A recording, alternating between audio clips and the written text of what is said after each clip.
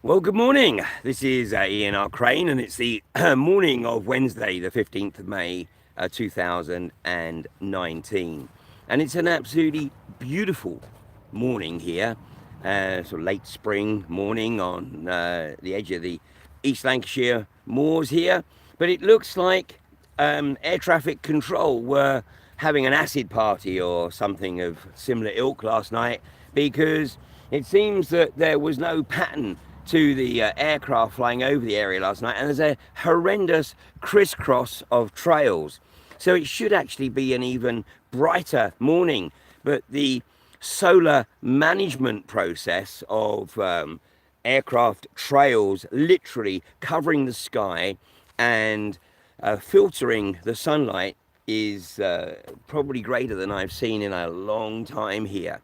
And of course, this is something that people don't want to talk about. But solar management is very real. Harvard Technologies talk about it, and of course the Royal Society published a paper on geoengineering and solar management a decade ago, and yet still this is being denied. So look, go outside your house right now, because my suspicion is that because this is happening to this degree here, it's happening right across the country. And well, it's just outrageous. I can't even look at the sun at all, even for a second, because the glare is so great. But that glare is caused by these trails diffusing the sunlight, and of course, it's probably a couple of degrees cooler than it would otherwise be. And there are those that argue, well, of course, well, you know, but even if this isn't being done deliberately, then it's actually having the effect of cooling the planet. And, you know, when we hit in a few years, or when the Maundy minimum hits, I should say, in a few years, then the socio-psychopaths who have been perpetrating this criminal activity will, of course, claim responsibility for cooling the planet. They know that we are heading into the Maundy minimum, and they are literally trying to deceive people that, no, we haven't got a problem of cooling, we've got a problem of warming. So, you know, the climate change is very real, but not as per the orthodox view. You know, this anthropogenic contribution to climate change is insignificant. That's not an argument to suggest that, you know, we haven't got a problem with pollution. Of course we have. And that is, you know, the component parts that need to be addressed. And if anybody was seriously interested in addressing anything that might impact on climate, then they would be addressing the component parts, i.e. the specifics, the industries that cause the pollution, and taxing those industries to the point of possible oblivion on the basis that they are the ones causing the problem, not the consumers who purchase their products. But, you know, this is all about the corporatocracy. And that's the, you know, reason I come with the title of this morning's video. There's life, Jim, but not as we know it. Because, you know, the life that most people perceive, you know, is one of a government who actually has their best interests at heart, when nothing could be further from the truth.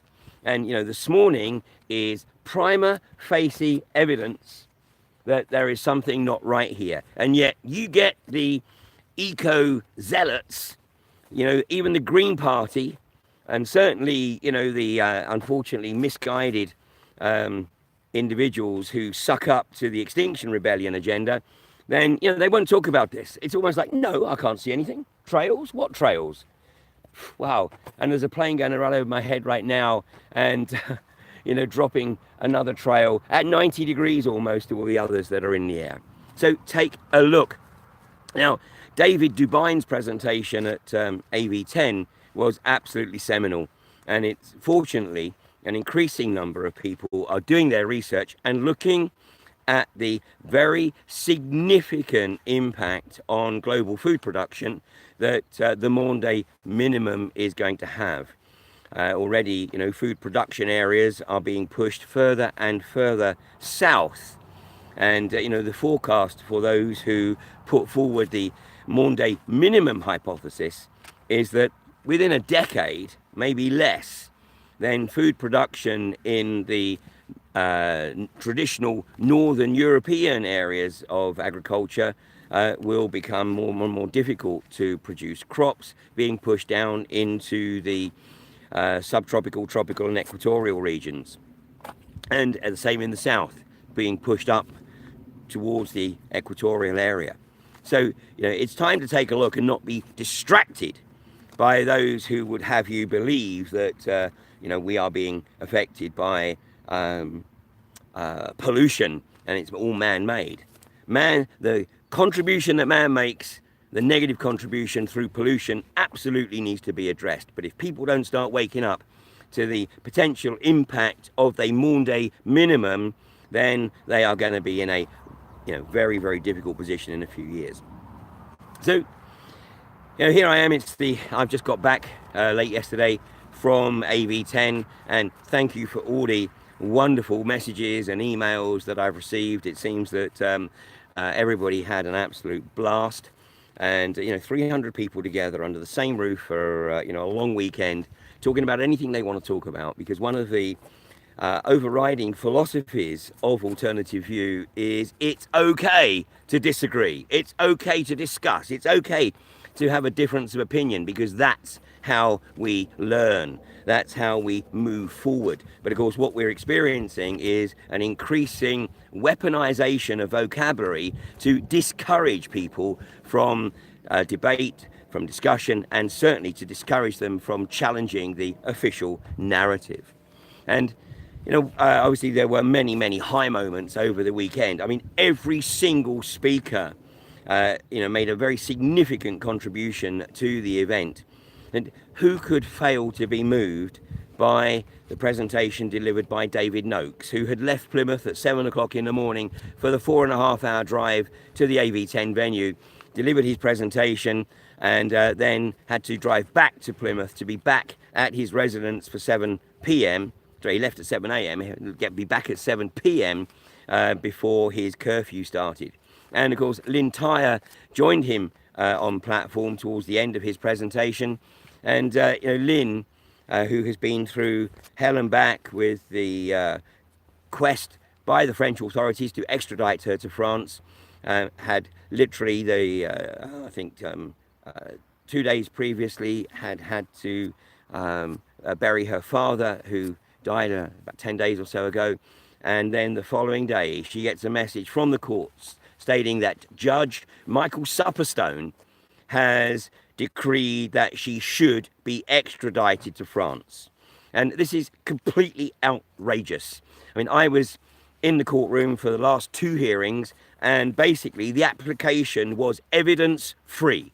And Judge Michael Supperstone has demonstrated that he is simply a whore to the global corporatists. He has made a ruling, because he didn't have the courage to make a ruling in an open court. He pretends to listen to the evidence and then says, well, it's a very complex case, I'll reflect on the evidence, without anybody knowing what that evidence is, because it certainly wasn't presented in court.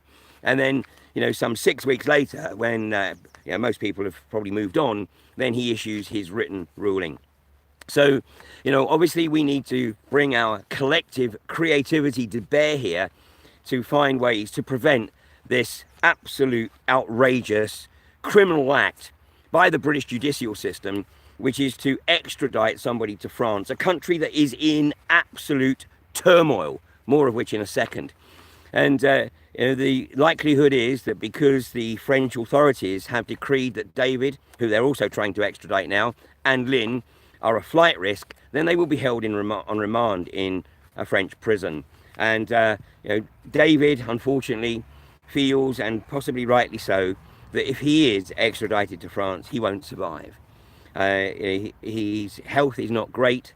He's just endured 5 months of incarceration in Wandsworth Prison. And, for those of you who saw him shortly after he came out of prison, you will realise that, he's had a very, very difficult time of things. And all for having the audacity to develop and produce and distribute an extremely effective cancer treatment. Now, of course, the 1939 Cancer Act says that it is illegal to state that cancer can be cured and that there is any other form of treatment than radio or chemotherapy. So, as somebody observed over the course of the weekend, it is of course illegal to state that cancer with a C can be cured with a C. So let's suggest that perhaps cancer with a K can be cured with a K. And on that basis, then, I'm not contravening the 1939 Cancer Act, which spells cancer and cure with a C. The bottom line is, you are being lied to, and the life of this planet that is perceived is not as we know it, Jim. It is ruled by an elite parasitic group of socio-psychopaths who are only interested in establishing total global dominion. And what they foresee is a massive reduction of the population on this planet, and they anticipate that that is going to come about through the massive food insecurity that is coming perhaps at a faster rate than most people even begin to perceive. And the presentations at AV10 always seem to have a thread through them. And an absolutely outstanding presentation by David Ellis, who many people who watch UK Column on a regular basis will be aware of. Then he presented his hypothesis on the primary driver behind EU military unification. And the EU and the parasites who control this totalitarian regime know very well what's coming. And what they see is the Chinese taking an increasing presence across those areas which will become the primary food production areas of the planet within the next few years. And one of the driving forces of EU military unification is the prospect of an EU invasion of particularly the North Africa and down into sub-Saharan Africa, as these are the areas where the food will be produced. So if you go to a website called deagle.com, you will see some predictions there. If you just put into your search engine deagle.com population reduction, and you'll see some predictions there of the populations of all the countries around the world by the year 2025. And I've been aware of this website for a while, but couldn't really join the dots. But let me tell you that after David Dubine's presentation, the forecasts within that prediction absolutely mirror what David was saying about the food production areas of the planet being obviously moving much further south. And so those countries where food production is quite sound right now in Northern Europe and in the equivalent latitudes south of the equator, those areas will see a massive reduction in population, with areas in the central part of the world increasing, but not as much as the reduction. And in fact, the forecast for the UK was that the population would reduce from its current level of about 60 million down to about 25 million. Now that may seem completely outrageous, and I hope to goodness it is. But if the hypotheses of the coming impact of the solar minimum are correct, then it's one that people should be taking account of. So I have to say a massive thank you to all of the speakers who participated in AV10. It was an absolutely seminal event. And I think, I know obviously I'm biased, but, let me perhaps suggest that the fact that nearly 3/4 of the tickets for AV11 on the first weekend of May next year were sold before the end of the event, I think that that shows that those people who attended, felt that it was very well worth their while. And of course, one of the most significant aspects of an AV event is the fact that we create as much time as possible for people to network, for people to have informal discussions with the speakers, and then encourage them to think about how it is that they can make a contribution to bringing about the changes that we all know we need to see. And we had more international speakers this year than at any previous AEV event. Gemma O'Doherty came over from Ireland, taking a break from her campaigning to get elected as an MEP on a platform of anti-corruption in Ireland. And absolutely excellent presentation from Gemma, and there was quite a large Irish contingent in the audience, and I know she won a lot of support for what she's doing. Mads Polsvik, the banker, former Danish banker turned politician, setting up his own party called JFK21. Again, very much on an anti-corruption ticket, and also Mads is doing an amazing job in terms of raising awareness of the 5G threat in Denmark. And then 3 US speakers, Deborah Tavares, bringing together her research, and particularly looking at the contrived disaster capitalism and the impact that this is having on communities, not just in the US, but around the world. And an absolutely outstanding presentation from Deborah. And as I've already mentioned, David Devine, who's currently based in Taiwan, and he's now on his way to an event in Colorado where people who have information and insight about the coming Maunday minimum are getting together to discuss the potential effects of this on the global population, and of course the ability for the planet to produce food. All of which, of course, would be really moot points if the corporations weren't trying to control everything for the benefit of profit.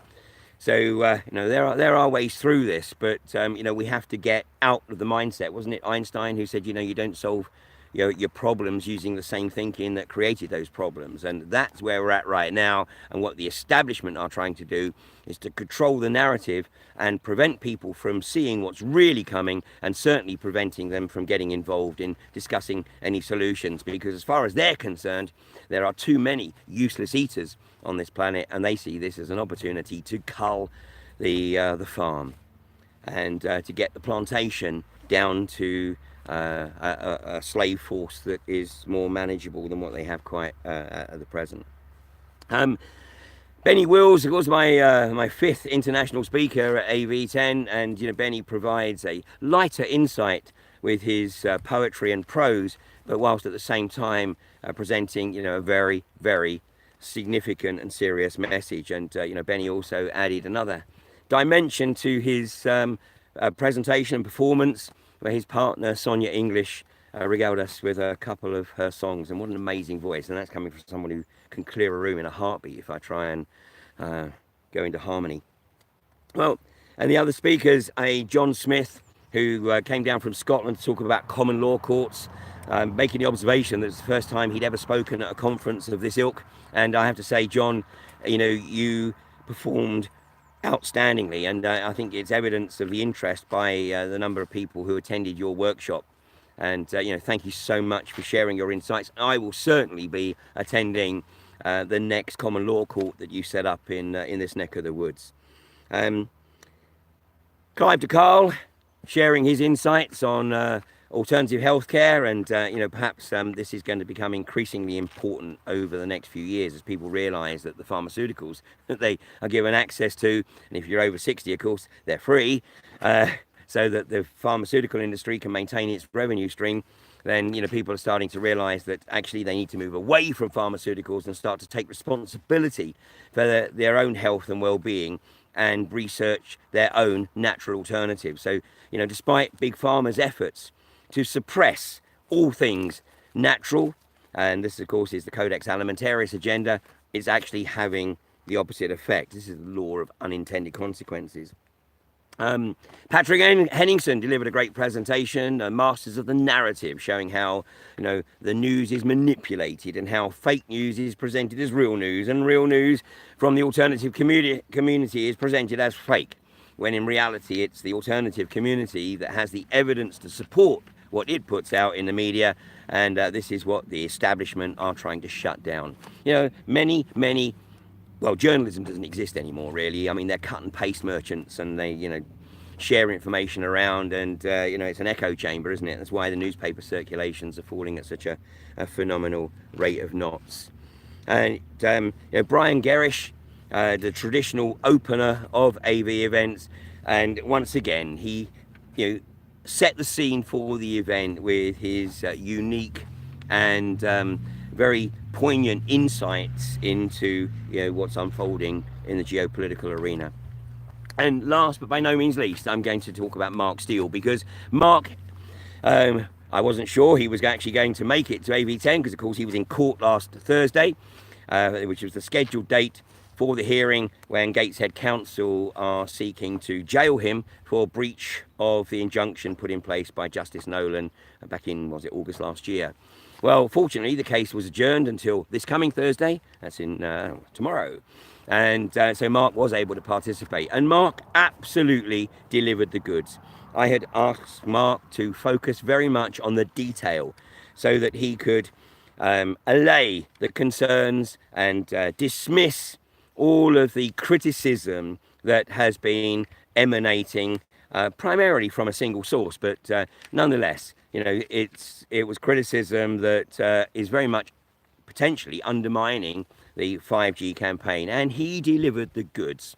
And the bottom line is AV is set up for people to question and challenge, either openly or privately. And as far as I'm aware, from my discussions with Mark, then Mark, certainly in his presentation and in further discussions and in his workshop, was able to do just that.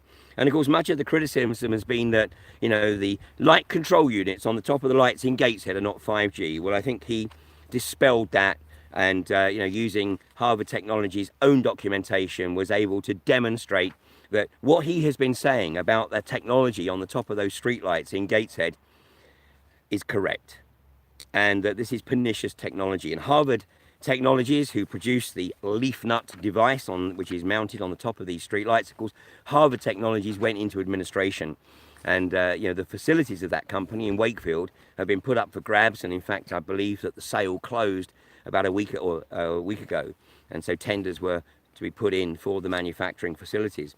So whomever signed off on the contract to buy these 35,000 plus LED streetlights with this leaf nut device mounted as the control stroke data gathering mechanism on the top, clearly didn't do their due diligence, because the company went into administration in January. So how the hell are Gateshead going to get the spares that they need for ongoing maintenance for these devices?